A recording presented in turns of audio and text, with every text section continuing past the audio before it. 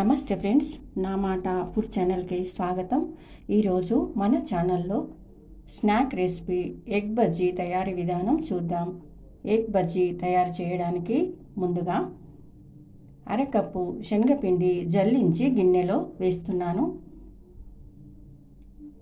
తర్వాత అర స్పూన్ కారం, అర స్పూన్ సాల్ట్ వేసుకోవాలి. ఉప్పు కారం క్వాంటిటీని బట్టి తగినంత వేసుకోవాలి. పావు స్పూన్ పసుపు వేసుకోవాలి. పావు స్పూన్ వేయించిన జీలకర్ర పౌడర్ వేసుకోవాలి. అర స్పూన్ ధనియా పౌడర్ వేసుకోవాలి. అర స్పూన్ వాము వేసుకోవాలి. పావు స్పూన్ గరం మసాలా వేసుకోవాలి. కొద్దిగా వంట సోడా వేసుకోవాలి. ఎగ్ బజ్జీ క్రిస్పీగా రావడానికి 2 స్పూన్ల బియ్యం పిండి వేస్తున్నాను. తర్వాత ఈ విధంగా కలుపుకోవాలి. కొద్దిగా వాటర్ వేసుకుంటూ ఈ విధంగా కలుపుకోవాలి.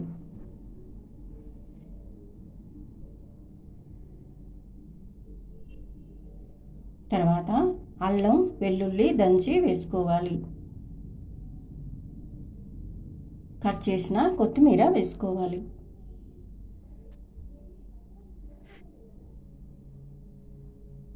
పిండి ఈ విధంగా కలుపుకోవాలి.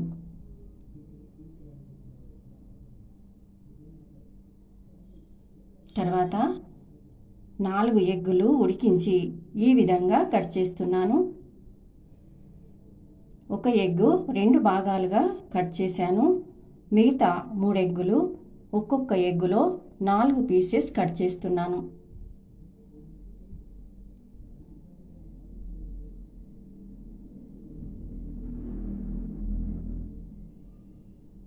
అన్నీ ఇదే విధంగా కట్ చేసుకోవాలి.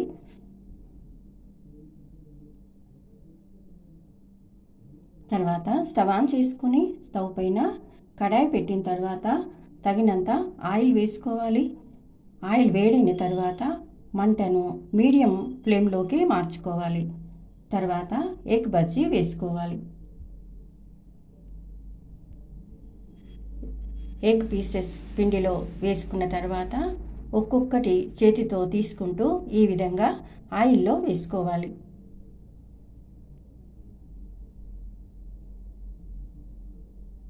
అన్నీ ఇదే విధంగా వేసుకోవాలి.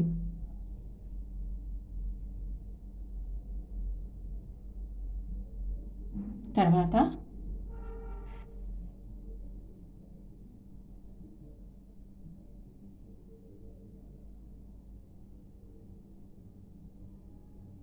చేతితో వేసుకోవచ్చు, ఇలా స్పూన్తో కూడా వేసుకోవచ్చు. ఇలా జాగ్రత్తగా వేసుకోవాలి.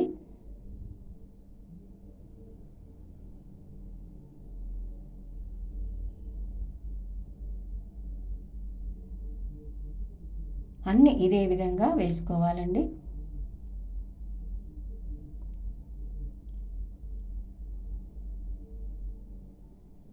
ఇలా తయారు చేసుకున్న ఎగ్ బజ్జీ చాలా టేస్టీగా ఉంటుందండి. ఈ వీడియో మీకు నచ్చితే లైక్ చేయండి, షేర్ చేయండి. నా మాట ఫుడ్ ఛానల్ని సబ్స్క్రైబ్ చేసుకోండి. ఇలా మంచి కలర్ వచ్చే వరకు వేయించి తీసుకోవాలి.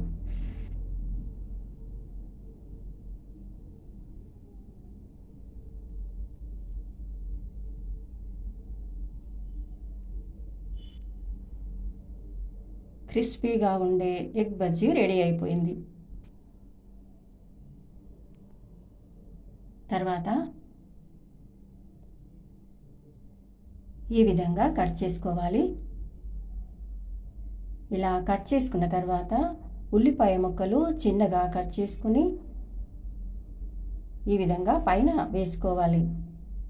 ఉల్లిపాయ ముక్కలు కొత్తిమీర వేసుకోవాలి.